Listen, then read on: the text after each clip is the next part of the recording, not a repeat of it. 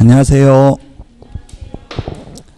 예, 원서 접수 끝났죠. 지금 접수 인원이 33만 8,943명, 작년에 비해서 33,627명 증가했다고 통계는 나와 있습니다. 그런데 실제 이게 지금 1, 2차 같이 보신 분은 2명에 잡힌 거예요. 이게 알고 계시죠? 그거는 순수하게 응시하는 인원은 23만 314명이고요. 작년에도 보면 2차 응시자가 7만 명이 안 됐습니다. 작년에. 그래서 2차 응시자 대비 32% 정도 합격하죠. 2차까지 응시한 분 중에서 3명에 1명 정도 합격합니다. 통계는. 지금 2차만 보시는 분이 2만 1,964명입니다.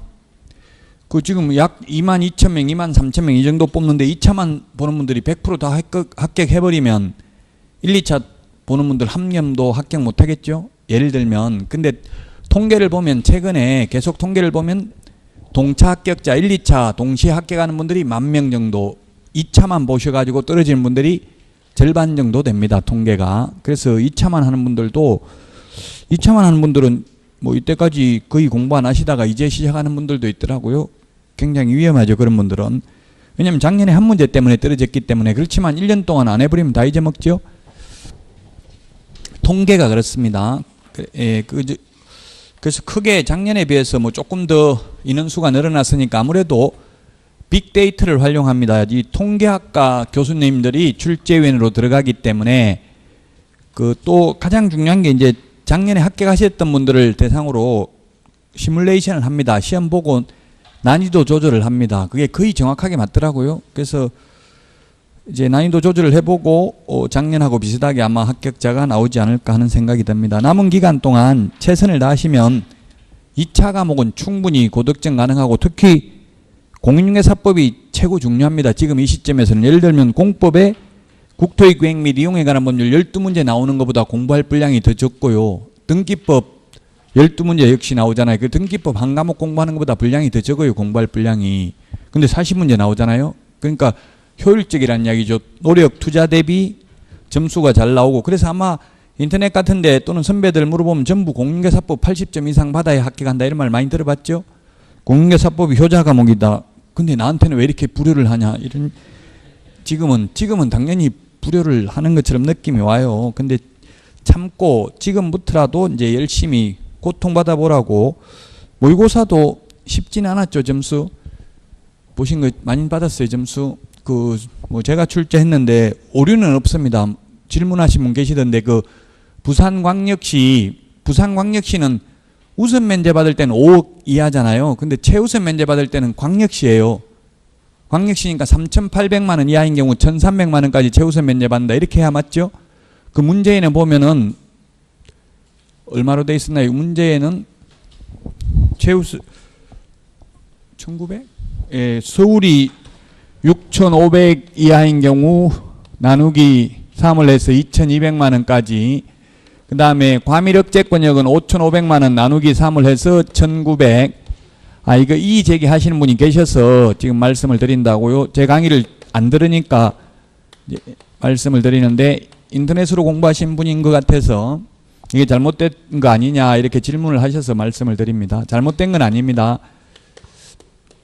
그래서 부산인 경우에는 우선 면제 받을 때는 과밀억제권역에 준하는 보호를 받기 때문에 5억 이하이면 우선 면제를 받을 수 있죠.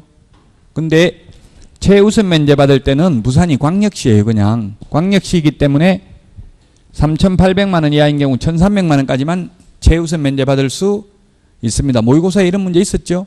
예, 문제 오류는 없습니다. 그래서 자, 그러면 이제 오늘 진도는 354페이지 47번 할 차례죠. 맞습니까?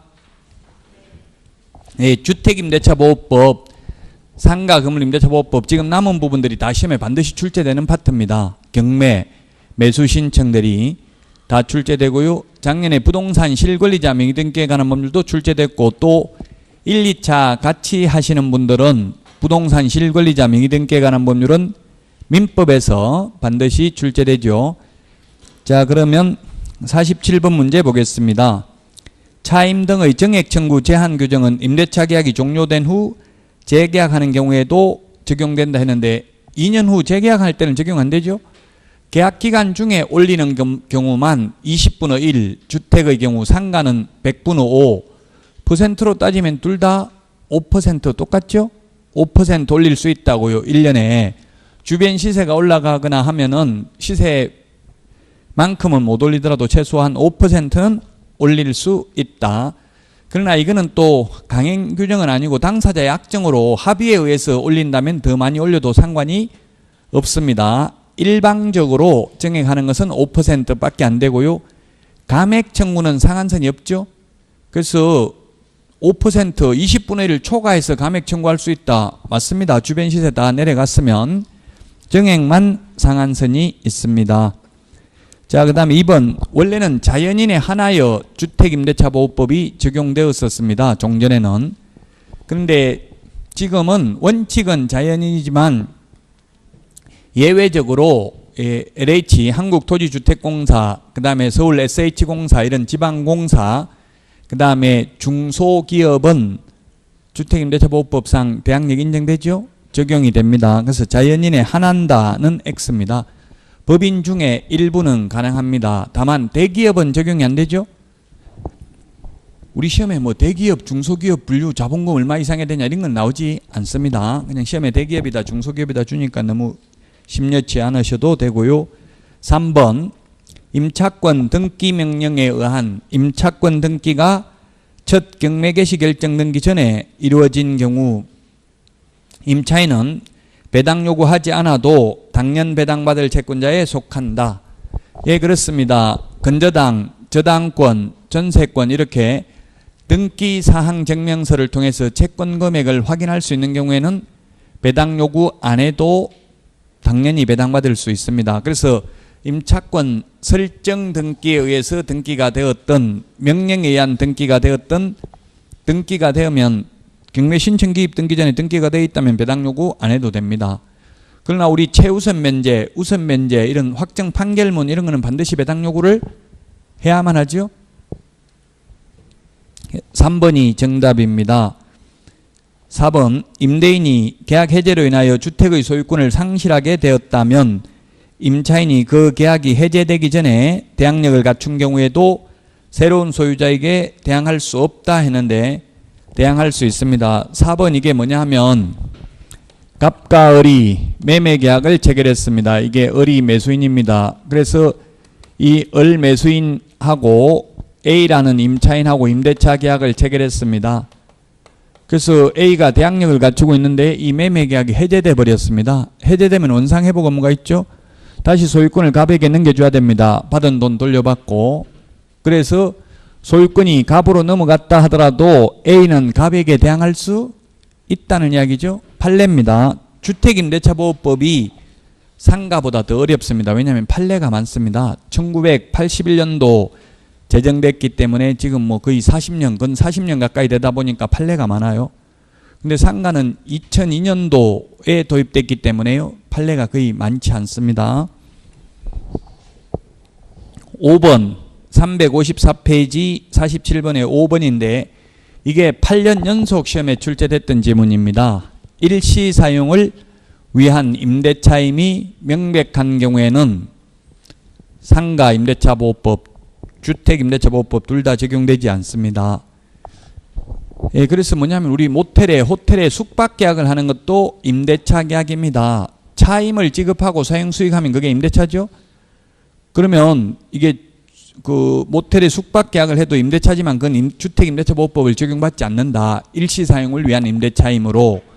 그래서 만약에 그 모텔에서 불이 나면은 그 잠 잔 사람이 책임져야 돼요? 아니면 모텔 주인이 책임져야 돼요? 예, 원칙적으로 주인이 책임져야 돼요.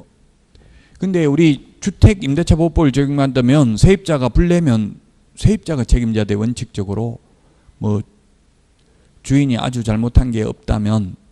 그래서 주택임대차보호법 적용 안 된다고 모텔은요. 판례가 있습니다. 여관, 모텔 이런 데 장기 투숙하다가 불내도 주택임대차보호법 적용되는 게 아니다. 일시 사용을 위한 임대차이기 때문에. 47번에 답 3번이 되겠고요. 그 다음에 48번 보겠습니다. 48번 주택임대차 보호법 옳은 것은 했는데 1번 이행지체에 빠진 임대인의 보증금 반환 의무는 임차권 등기 명령에 의하여 등기된 임차권 등기의 말소 의무보다 먼저 이행되어야 한다. 즉 동시행 관계에 있는 게 아니라는 이야기죠. 보증금을 안 돌려줘 가지고 임차권 명령 등기에 의한 등기를 했는데 또 보증금 돌려달라 하니까 등기 말소해주면 보증금 돌려줄게 이렇게 동시행 항변권을 주장할 수는 없다는 이야기입니다. 먼저 돈부터 돌려주고 말소해달라고 해야 됩니다. 맞습니다.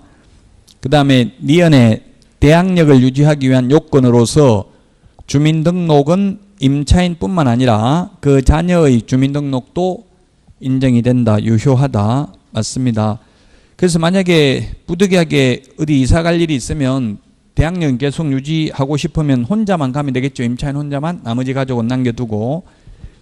디귿 계약기간을 1년으로 정한 경우 임대인은 2년을 주장하더라도 임차인은 1년으로 항변할 수 있다. 왜냐하면 편면적 강행 규정입니다. 임차인에게 유리한 것은 유효하고 임차인에게 불리한 약정만 무효입니다.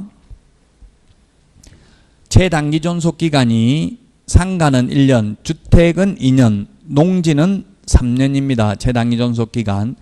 민법 임대차는 최단기, 최장기 모두 없습니다. 민법의 건물전세권은 최단기가 1년이죠. 최장기는 10년. 지상권은 최단기가 경고한 건물은 30년, 목조 건물은 15년, 공작물은 5년입니다. 최장기는 없습니다. 그 다음에 미음에 보면 임차인이 상속권자 없이 사망한 경우 그 주택에서 가정공동생활을 하던 사실상 혼인관계에 있는 자는 임차인이 사망한 후 1개월 이내에 임대인에 대하여 반대 의사표시를 하지 않는 한 권리와 의무를 승계한다. 맞습니다. 사실혼이 보호되는 것은 주택임대차보호법밖에 없습니다. 우리 시험에 나오는 것 중에는. 그렇다면 상가건물임대차보호법, 민법, 부동산 실권리자 명의 등기에 관한 법률에서는 사실혼이 보호되지 않는다는 이야기입니다. 물론 각종 연기금법은 적용이 되더라고요. 연금은 받을 수 있어요. 그래서 MBN에 보면 실제 상황 나오는 거 있죠. 그 군대 정년퇴직 저도 한번 봤는데 정년퇴직 했어요. 한 50 몇 살 돼가지고 명예퇴직했는데 연금이 300만 원 나와요. 군인이 300만 원 나오는데 암 걸렸어요. 3개월밖에 못 산다고 선고를 받았어요. 그러니까 혼자 사는데 여자들이 서로 결혼하려고 하는 거예요. 전부 다. 그 결국 그 남자의 친구가 자기 와이프를 결혼시키려고 하더라고. 나하고 이혼하고 저 남자하고 결혼해라 이러더라고. 연금 타먹으려고 한 달에 300만 원씩. 예, 그러니까 장모가 내가 차라리 할게 왜 너 와이프한테 하라고 하냐 이러면서 자기 딸을 대신해서 장모가 70 몇 살 먹는 사람이 결혼을 했어요.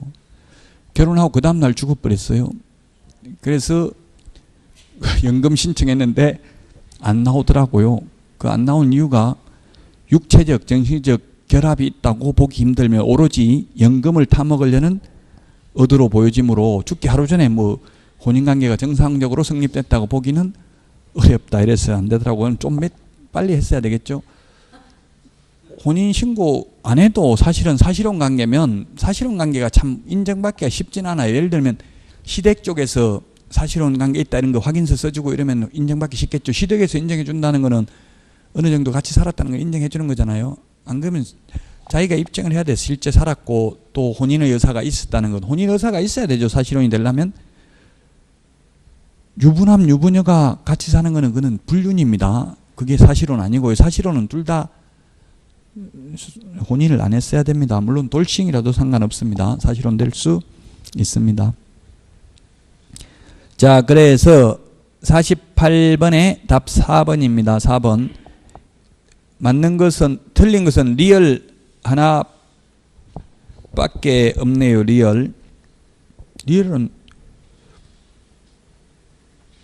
임차인은 선순위 저당권자에 의하여 경매가 이루어진 경우 보전금을 모두 변제받을 때까지 임차권의 존속을 주장할 수 있다. 선순위 저당권자에 의해서 경매가 이루어졌다면 후순위 임차인의 경우는 경매에서는 대항력이 없죠. 그래서 이거는 배당, 순위에 따른 배당은 받고 말소됩니다. 그래서 리얼 하나만 틀렸습니다. 미음 이거 1개월이죠. 1개월. 즉 사실혼 관계에 있는 남편이 죽었어요. 그러면 2년 계약 체결해 놓고 1년 만에 사망하면 남은 1년 더 살 수 있죠. 근데 1개월 이내에 반대 의사 표시하면 된다고. 그게 뭐냐면 남편이 죽었는데 계속 꿈에 나타나서 자기야 저승에 같이 가자 하고 목 조르고 데리러 오면 무섭잖아요. 그래서 도저히 이 집에 무서워서 못 살겠습니다. 방 빼야 되겠습니다 하면 빼줘야 된다는 이야기입니다. 사랑하는 사람이 죽으면 무섭죠. 저도 어머니 같이 20년 모시고 있다 돌아가시니까 무서워 죽겠는데 안 그래도 친구 점쟁이가 전화 와가지고 저 어머니 너 식탁 밑에 지금 배가 고파 못 가고 저승이 못 가고 앉아 계신다 이러더니 그 다음부터 무서워서 잠을 못 자겠더라고요. 그거 어떻게 하면 되냐 물어보니까 1200만 원 내고 굿하면 좋은 데 가신다 이렇게 이야기하더라고요. 그 와이프한테 물어보니까 돈 없다 하지 말라 이러더라고요. 그래서 못했어요 결국. 자, 그래서 48번에 답 4번입니다. 49번 이게 3천만 원을 월세로 돌리는 경우입니다. 3천만 원을 월세로 돌리는 경우 3천만 원 월세로 돌리려면은 3천만 원 곱하기 얼마입니까? 1할 또는 기준금리 더하기 3.5%고 현재 기준금리는 1.5%입니다. 그러면 3.5%를 더하면 5%죠? 1할이 10%잖아요. 그러면 1할하고 5% 둘 중에서 낮은 그 비율을 초과할 수 없으니까 5%를 초과할 수 없으니까 5% 하면 얼마예요? 5, 35, 150만 원입니다. 150만 원. 150만 원 나누기 1년에 150만 원이라고 연 5%니까 연 1년에 그러면 12달로 나누면 한 달에는 얼마에 12로 나누면 12만 5천 원이죠. 이게 지금은 12만 5천 원이고요. 그 당시 기출문제 당시에는 이게 25만 원이었어요. 그 당시에는. 지금 많이 내려간 거죠. 월차임 전환율이. 옛날에는 뭐 기준금리 4배 이렇게 돼 있었잖아요. 근데 지금은 기준금리 더하기 3.5%고요. 시험에 기준금리는 아마 주택이 낸다면 지금 1.5%가 계산하기 쉽겠죠? 상가는 계산하기 어려워요. 상가는 기준금리 곱하기 4.5배잖아요. 1.5 곱하기 4.5 하면 6.75인가 이렇게 나와요. 그럼 계산기 없으면 계산하기 힘들어요. 상가는. 그래서 주택이 나올 가능성이 많아요. 나온다면 12만 5천 원이 답입니다. 12달 나누는 걸 몰라가지고 틀리는 분이 많더라고요. 그래서 답을 15만 원으로 할 가능성이 있죠. 나누기 12를 안 하면 나누기 12달 해야 됩니다. 한 달에 받는 거니까. 자, 그 다음에 51번 보겠습니다. 51번. 틀린 것은 했는데 당사자 합의로 임대차 기간을 1년으로 정한 경우 임차인은 그 기간의 유효함을 주장할 수 있다. 편면적 강행 규정이니까. 2번 주택의 미등기 전세계약에 관하여 주택임대차보호법을 준용한다. 예, 맞습니다. 우리 흔히 동네 말로 하는 전세는 그냥 임대차라는 이야기입니다. 3번 주택임대차보호법에 따라 임대차 계약이 묵시적으로 갱신된 경우 임차인은 언제든지 임대인에게 해지를 통지할 수 있다. 다만 3개월 지나야 효력이 발생하죠. 그래서 지금 주인들이 보니까 묵시적 갱신되면 석 달 월세 까고 내주더라고요. 빼고. 왜 3개월 후에 그럼 돈 받으러 올래? 아니면 지금 3개월 그 떼고 내줄까? 이렇게 나오면 차라리 떼고 받는 게 더 나을 수도 있어요. 세입자도. 또 3개월 후에 돈 받으러 오는 것보다. 물론 새로운 세입자 들어오면 못 받게 돼 있죠. 근데 뭐 새로운 세입자가 들어왔는지 안 나왔는지 들어왔는지 와서 매달 와서 감시하기도 어렵죠. 현실은. 4번 주택임대차보호법에 위반된 약정으로 임차인에게 불리한 것은 그 효력이 없습니다.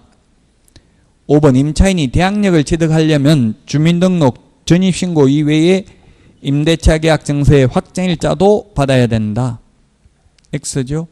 대항력은 이사하고 전입신고만 하면 그 다음날 오전 0시에 생기고요. 거기에다가 확정일자까지 받으면 후순위보다 전액을 우선 변제 받을 수 있습니다. 그래서 51번에 5번이 되겠습니다. 52번입니다. 가로 안에 들어가야 될 말인데 기역에 보면 을의 임대차 기간 종료, 을이 임차인입니다. 갑이 임대인이고요. 임차인은 임대차 기간 만료 1개월 전까지 갱신거지를 통지하지 않는 경우 묵시적 갱신이 되고요. 니은에 보면은 다만 2기의 차임액을 연체하면 묵시적 갱신이 허용되지 않는다. 우리 암기 프린터에 보면은 2기, 3기가 몇 번에 적혀져 있습니까? 2기와 3기 30번에 있네요. 30번 맨 밑에 30번.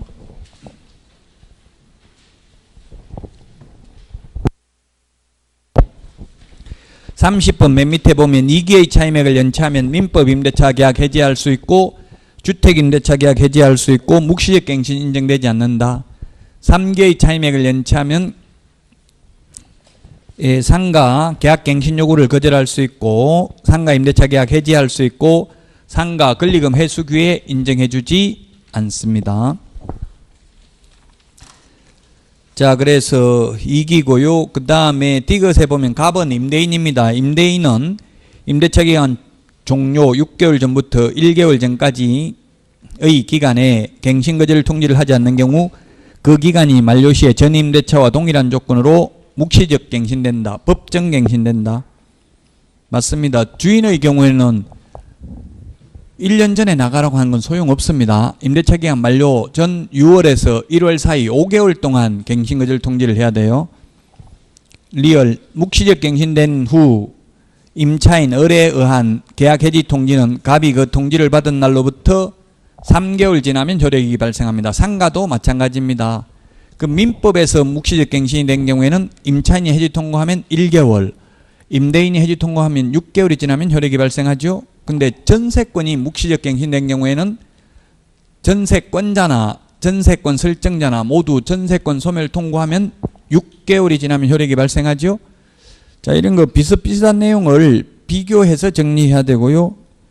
그래서 이번 1료1 특강은 전부 비교해서 10장밖에 안 됩니다. 장수는. 거기서 80점은 받을 수 있습니다. 그걸 다 하시면. 그래서 계속 이제 중요한 부분을 집중적으로 하셔야 돼. 사이드에 있는 거 10년에 한번 나올까 말까 하는 거 그런 거에 목숨 걸면 안 되죠. 집착하면.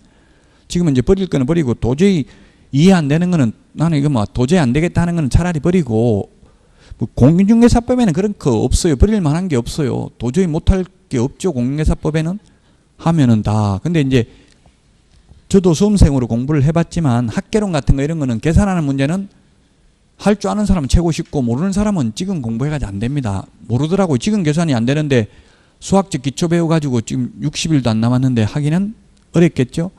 그런 부분은 포기하고 그냥 눈 감고 찍지 말고 눈 뜨고 찍으면 됩니다.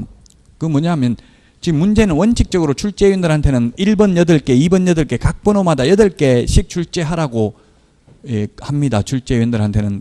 모의고사는 그렇지 않습니다. 지금 제 맘대로 냅니다. 또 모의고사도 그렇게 세가지고 할 필요 없음. 모의고사 이거 뭐 그런 거 왜냐면 출제위원들은 하루에 일당을 하루에 30만 원 넘게 받아요. 교수들 월급 따로 받고 출장비 받고 또 그 하루 일당이 30만 원 넘어요. 그래서 한 500만 원 정도 받아오더라고. 2주 정도 합수가 하시거든요. 저도 그 정도 주면 해요. 그렇게 이렇게 전부 번호별로. 근데 제가 그렇게 뭐 돈 많이 받고 출제하는 거 아니니까 저는 그냥 마음대로 아무 생각 없이 해도 거의 비슷하게 맞아요. 근데 뭐 무조건 1번만 다 하진 않겠죠. 계속 1번 나오면 1번만 40문제 다 하진 않잖아요. 그냥 아무렇게나 대충 해도 거의 한 12문제를 초과하진 않더라고요. 번호 하나가. 아무 생각 없이 해도. 어쨌든 실제 시험에서는 1번 8개, 각 번호가 8개씩 나오는 게 원칙이다. 그럼 나를 믿어야 되죠. 내가 해놓은 게 1번이 최고 많은데 거기다 또 전부 1번을 찍으면 안 되겠죠. 계산하는 거 모르는 거. 최고 적은 거. 내가 문제 풀어놓은 것 중에서 가장 점수 번호 적게 나온 거 그걸 찍으라고요. 어떤 학교는 선생님은 1번하고 5번은 찍지 말라던데 큰 무슨 근거인지는 모르겠어요. 어쨌든 내가 푸른 문제 중 답 중에서 최고 많이 안 나온 걸 하시면 돼요.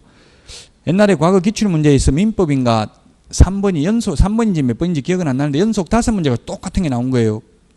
그러니까 수험생들이 이거는 똑같이 이렇게 나올 수가 없다. 중간에 한 개 고쳐가지고 한 개 때문에 떨어졌어요.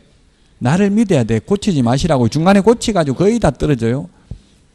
거의 한두 문제 때문에 당락이 결정돼요. 지금 한 문제 조금 어렵게 내면 1000명씩 날아가거든요. 지금 34만 명 중에서 34만 명을 다 합격시키면 이때까지 합격한 사람 30년 동안 합격한 사람이 지금 40만 명밖에 안 돼요. 근데 올해 다 시킬 수는 없죠. 이건 떨어뜨리기 위한 시험입니다. 그래서 어쩔 수 없어요. 그 시험 자체가 떨어뜨리기 위한 거니까. 그 이제 지금부터 집중력을 발휘해야 된다고 거의 한두 문제에 당락이 왔다 갔다 해요. 지금은 시간과 돈과 노력 모든 정력을 다 투자해야 됩니다. 이제부터는. 또 1년 더 하려고 하면 돈 아끼려 하다가 한 1억 손해예요. 기회비용을 따지면 1년 동안 돈 벌 수 있는데 못 벌고 또 학원 다니려고 하면 학원비야 몇백만 하면 되지만 그 기회비용이 엄청나게 소모되는 거니까 또 이게 몇 번 떨어져 보니까 지금 자신감이 없더라고요. 그 꼭 중개업을 하는 걸 떠나서 모든 거 이제 자신감이 없어지니까 자기 자신에 대한 투쟁이니까요. 끝까지 최선을 다해서 열심히 하셔서 꼭 합격하기를 바랍니다. 52번에 답 2번이죠. 그래서 자, 그 다음에 53번입니다. 53번.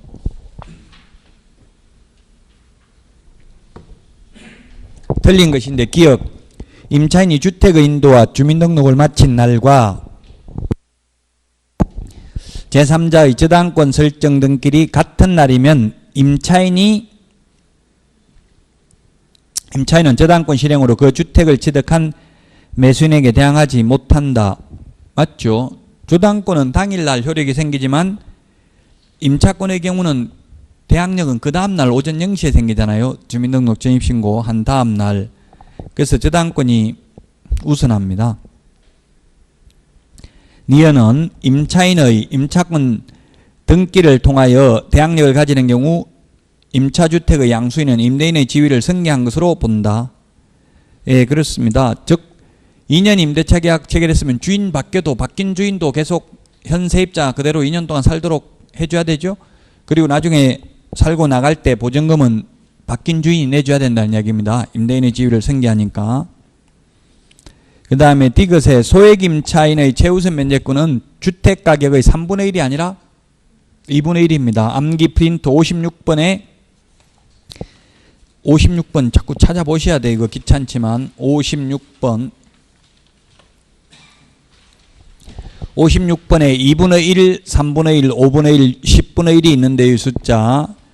예, 거기에 보면은 8번, 9번에 있죠. 8번 주택, 9번 상가, 최우선 면제, 주택 가격의 2분의 1 범위 내에서만 받는다. 그게 뭐냐면 그냥 쉽게 보면 다가구 주택이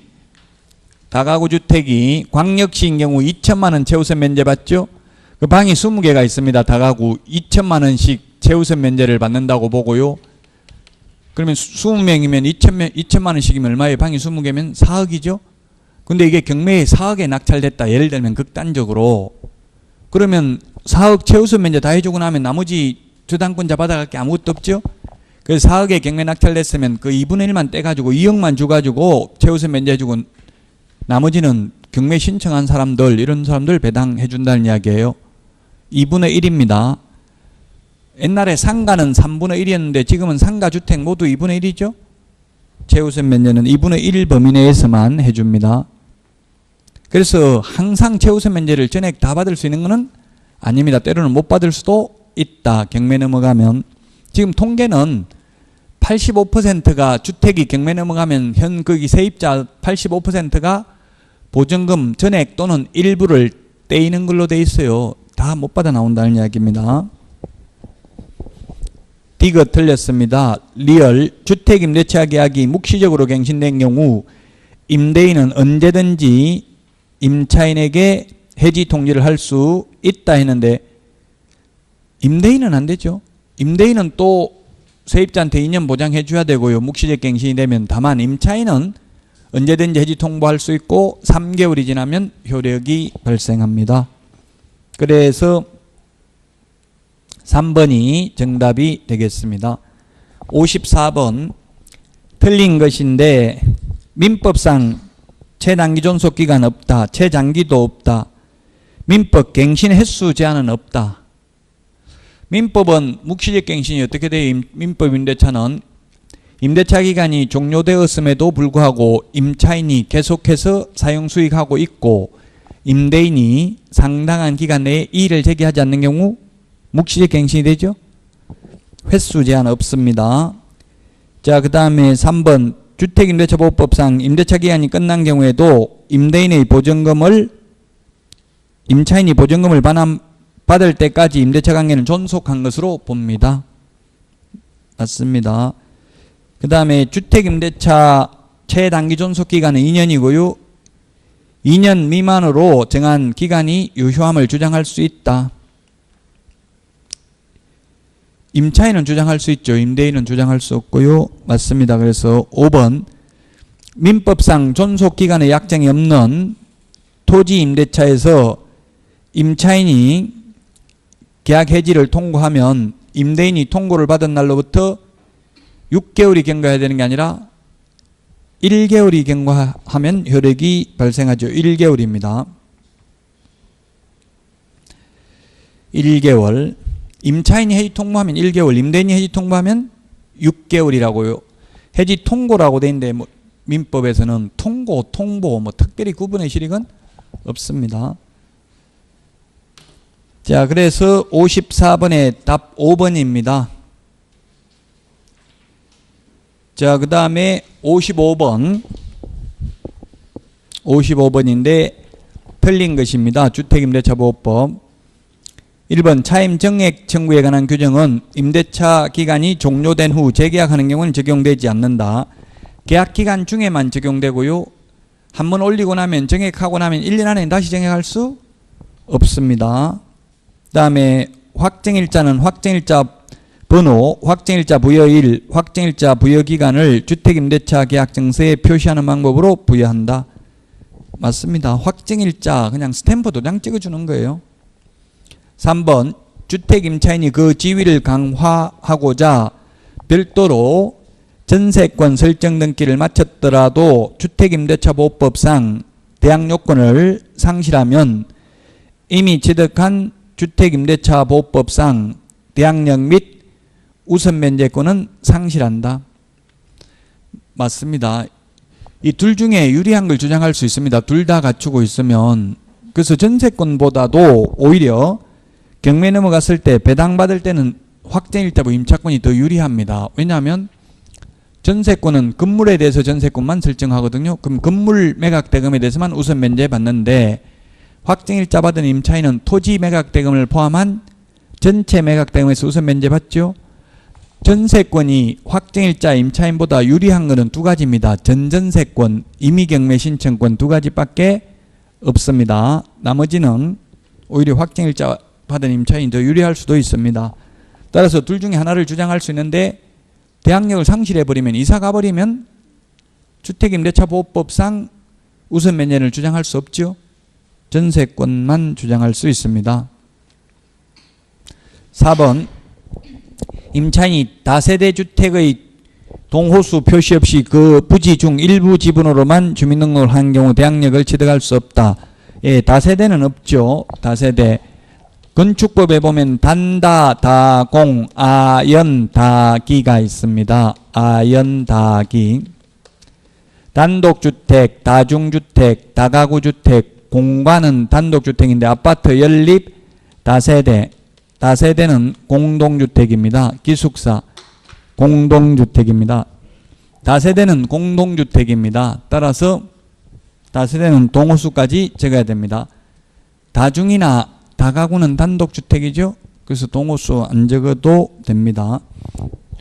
다가구 주택은 주인은 한 명이니까 방은 여러 개가 있지만 그래서 수익률이 가장 높은 게 다가구죠. 그런데 중개사고도 가장 많이 나는 게 다가구입니다. 제가 논문 쓰면서 빅데이터를 조사해 보니까 48%가 다가구에서 사고 납니다. 지금 며칠 전에도 오피스텔, 다가구 이런 게 많이 난다고요.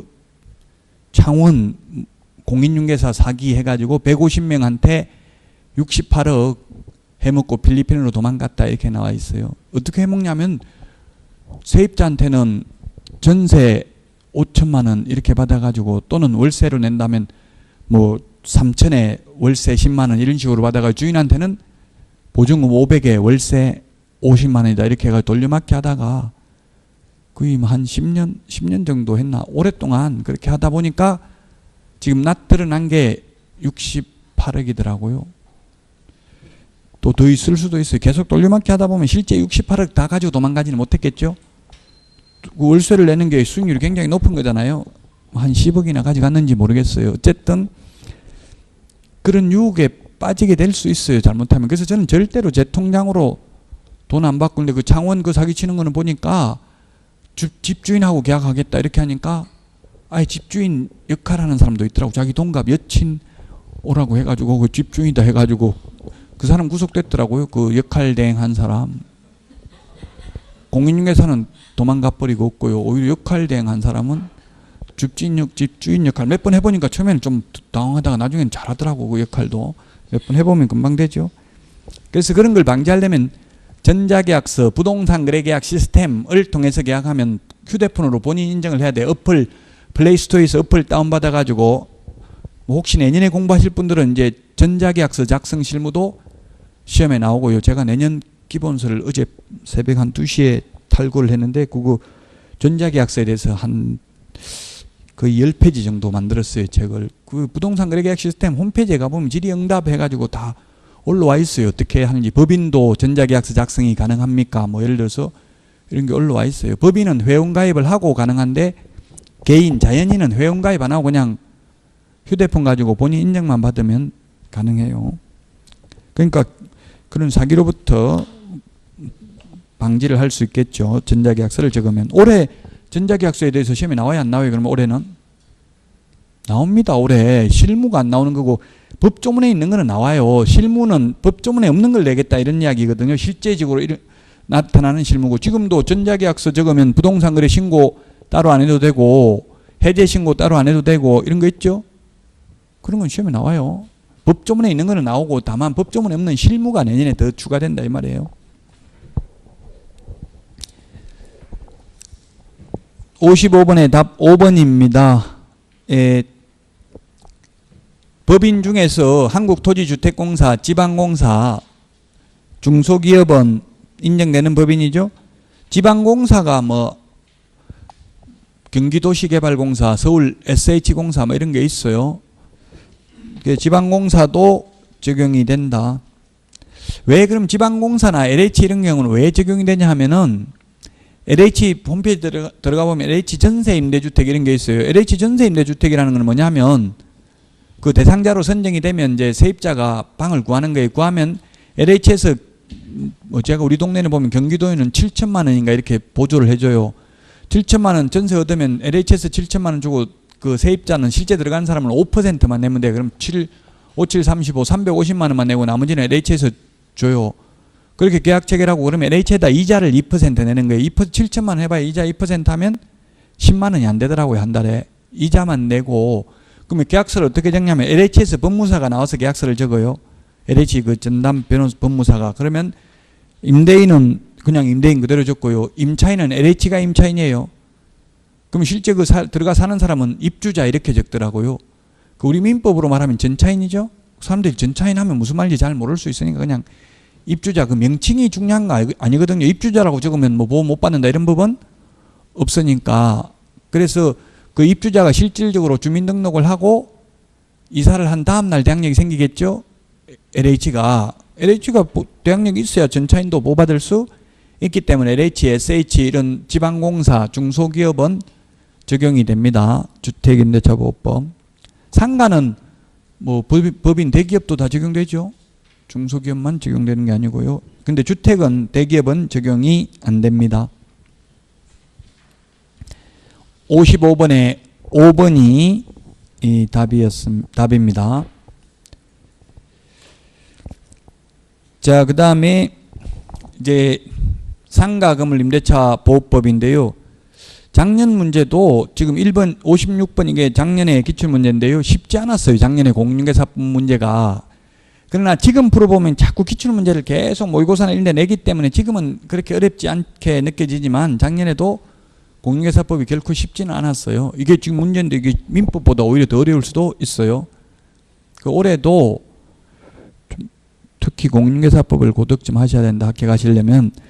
자, 그 상가 건물 임대차 보호법에서 환산보증금이 일정 금액을 초과하는 경우에도, 즉 서울에서 6억 1천, 과밀억제권역에서 5억, 광역시에 3억 9천, 기타 지역 2억 7천만 원을 초과하더라도 적용되는 게 예외가 6가지가 있어요. 예외가. 환산보증금을 초과해도 적용되는 게 뭐가 있느냐면 대항력, 계약갱신요구권, 그 다음에 3개의 차임액을 연체했을 때 해지할 수 있다.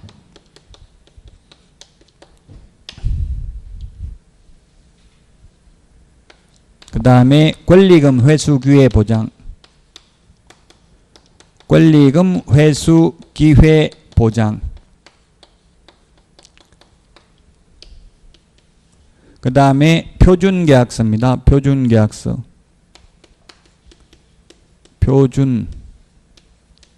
표준계약서 이렇게 암기하면 6가지입니다. 6가지. 표준계약서는 뭐냐면 표준 권리금 계약서 국토교통부 장관이 사용을 권장할 수 있고요. 상가 건물 임대차 표준계약서 법무부 장관이 사용을 권장할 수 있습니다. 이건 보증금과 상관없이 인정된다고요. 자, 그러면 지금 56번 문제가 뭐냐 하면 2017년 서울에 5억, 월세가 500만 원이면 월세 곱하기 100을 하면 5억이죠. 그럼 합하면 10억이죠. 10억이니까 6억 천 초과했잖아요. 뭐 그 당시는 작년에는 또 6억 천도 아니었죠. 그때는 4억인가? 작년 거 기억하고 싶지 않아요. 옛날 거 기억하면 헷갈린다고. 지금 옛날 거는 시험에 안 나와요. 그래서 6억 천이라고 그냥 하겠습니다. 6억 천도 초과하니까 틀린 것입니다. 기역, 갑과 을이 계약기간을 정하지 않는 경우 그 기간은 1년으로 본다. 틀렸어요. 이런 거 최단기 존속기간 적용 안 돼요. 환산보증금이 서울에서 6억 천을 초과하면 적용되는 거 이 6가지밖에 없다고요. 환산보증금을 초과하더라도 대개 3권 표준 계약서, 표준, 대개 3권 표준 뭐 이렇게 암기하셔도 돼요. 암기가 능사는 아니지만 그래도 암기 안 하는 것보다는 암기하는 게 낫죠. 기본적으로 2차 과목은 암기를 좀 해야 됩니다. 니은의 갑으로부터 X 건물을 양수한 병은 갑의 지위를 승계하는 것으로 본다. 이게 뭐예요? 소위 대항력이잖아요. 승계하는 것으로 본다. 대항력이 있으니까 승계하는 것으로 보죠. 이게 대항력은 있다고 했죠? 저 건물주 밖에도 이제 안 나가도 된다고요. 지금 최근에 뉴스에 나왔던 그 궁중족발 300만 원 월세 받다가 1200만 원 올려주든지 나가든지 둘 중에 하나를 선택해라. 이렇게 해가지고 그러면 나가든지 1200을 올려줘야 된다. 그게 O입니까 X입니까? 만약에 시험에 나오면 주인이 나가라고 하면 주인이 받겠어요. 당연히 환산보증금은 이 금액을 초과한다고 보고요. 6억 천을. 월세가 지금 1400만 원만 해도 보증금이 있기 때문에 보증금 매덕이 있기 때문에 초과했겠죠. 그 당시는 4억이니까 서울에서 환산보증금이.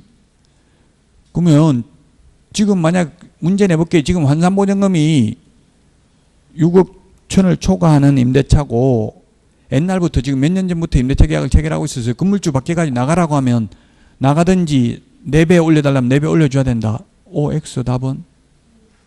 O죠. O. 그 당시는. 지금 임대차 계약 체결한 게 아니잖아요. 그 장사한 사람 지금 몇 년 됐잖아요.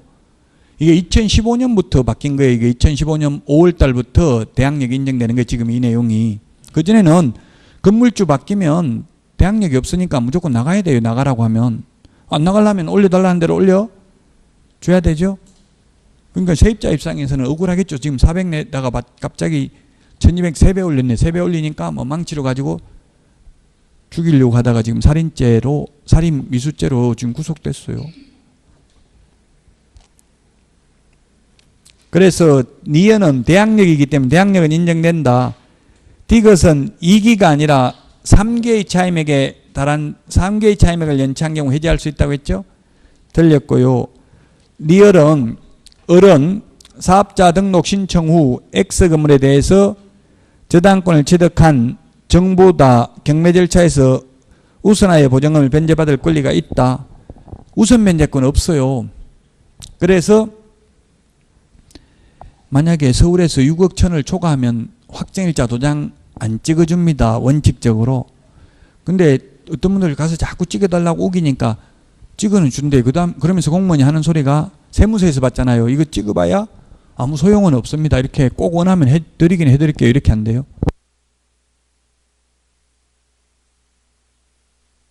우선 변제 안 됩니다. 환산보증금이 이 금액을 초과하면.